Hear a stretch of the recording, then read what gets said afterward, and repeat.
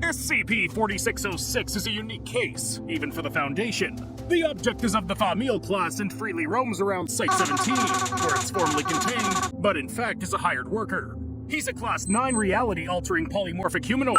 SCP-4606's true form is unknown. Now, more often than not, he adopts a human appearance. But more extravagant transformations have been documented. Deimos has appeared as a flayed humanoid with pinprick eyes and long hair.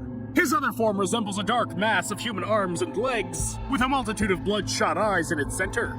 The form of a winged humanoid with a single large eye is also within the object's arsenal, as well as the image of an M4 Sherman tank with disfigured, naked, bloodied bodies in it. SCP-4606 possesses the ability to open portals to a pocket dimension. They can appear on any surface and look like black wide crevices. A black viscous substance is excreted from them. Its contents have not been defined, but it's known that it gives off the smell of tar, ink, and roses. By an unknown method, all electronic devices which have fallen into the pocket dimension continue to transmit their signal. Interference is present only in the first 10 minutes after having passed through the portal. Deimos lives in the usual domicile assigned to low-security humanoids in Site-17. Why did I say he lives instead of he's contained? Because his domicile is equipped with everything necessary to lead a comfortable life. He's also permitted to freely roam the site's territory and to make contact with personal and even certain objects. When SCP-4606 moves beyond his domicile, he has to carry a tracker with him. The device is fixed to the wrist of his left hand and is sealed with a 10-digit combination lock. SCP-4606 has been able to request additional things and everyday items.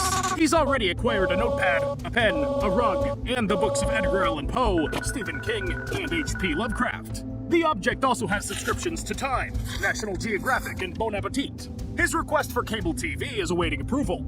If you recall, the object is classified as Famil and is an immortal god. So why then is he contained in such conditions, you might ask? SCP-4606 appeared without any warning at Site-17's gates. He was granted an audience with a member of the Overseer Council 053. All workers who saw the object were subjected to amnestics, and the room's video surveillance tapes were modified.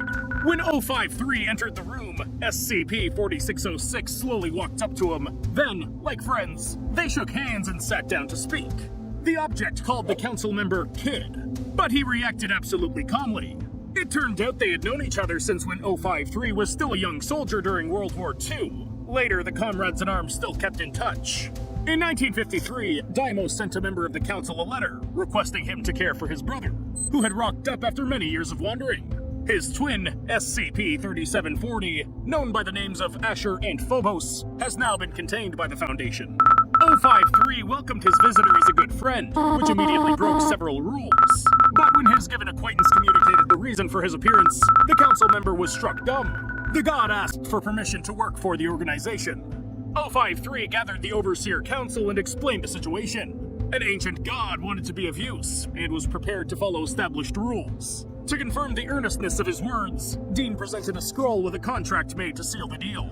The discussion was emotional and wild. Members of the council feared deception on the anomalous being's part, but ultimately, they decided they couldn't miss the chance of getting hold of divine powers. In accordance with his signed contract, SCP-4606 was bound to fulfill the orders of all council members, to remain loyal to the Foundation, and was not to leave the site's territory by his own will.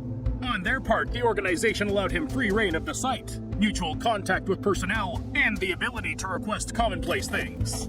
The contract was valid for 5,000 years from the date of its signing. Following this, Deimos was dragged into the Foundation's affairs, especially when special situations required his help. In 2005, the object helped in an operation against SCP-4450, a certain anomalous subject or organization which regularly extorted money from the Foundation. The Overseer Council arrived to meet former members of MTF Row 0 who had deserted to the anomalous organization, SCP-4450 side. When the money was being transferred, Deimos opened a portal beneath the blackmailer's feet and dragged them into a pocket dimension. One of the Foundation's drones accidentally fell into the portal with him.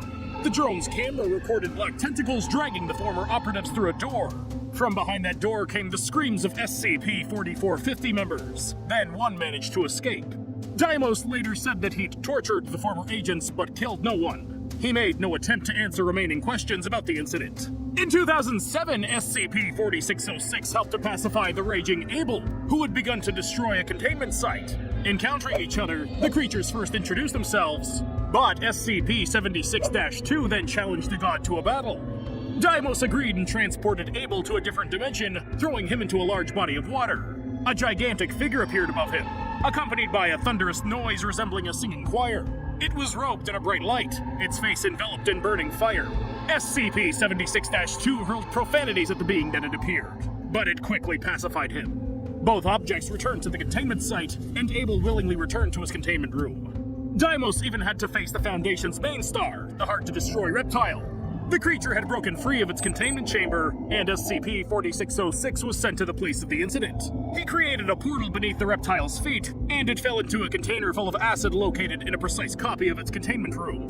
From within the container, humanoid creatures began to form, all with the faces of Foundation workers that SCP-682 had killed. They literally tore the reptile to shreds and appeared invulnerable to its attacks. Upon returning from the pocket dimension, SCP-682 willingly entered its new containment site, and subsequent attacks to destroy its containment room fell by 10%. Deimos also neutralized SCP-2669, a cosmic probe by the name of Kevtool-1, which had the consciousness of a Class D worker integrated into it.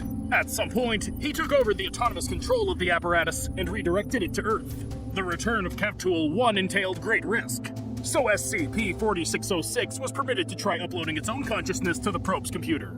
4 members of the Overseer Committee were categorically against the idea, however.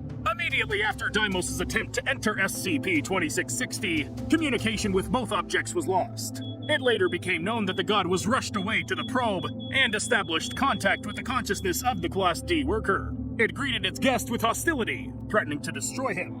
But the god did what he knew best. He evoked feelings of fear and terror, driving SCP-2699 to complete desperation. After his return to the site, Deimos claimed that he'd had a nice chat with the object. The probe itself was discovered 15,000 light-years away from its initial location, without any trace of his consciousness left within it. It looks like the God of Terror is honestly trying to be useful, but that seems too good to be true. What do you think? Does Deimos have any secret plans of ill intent? Or is he actually so bored that he's decided to work for the SCP Foundation?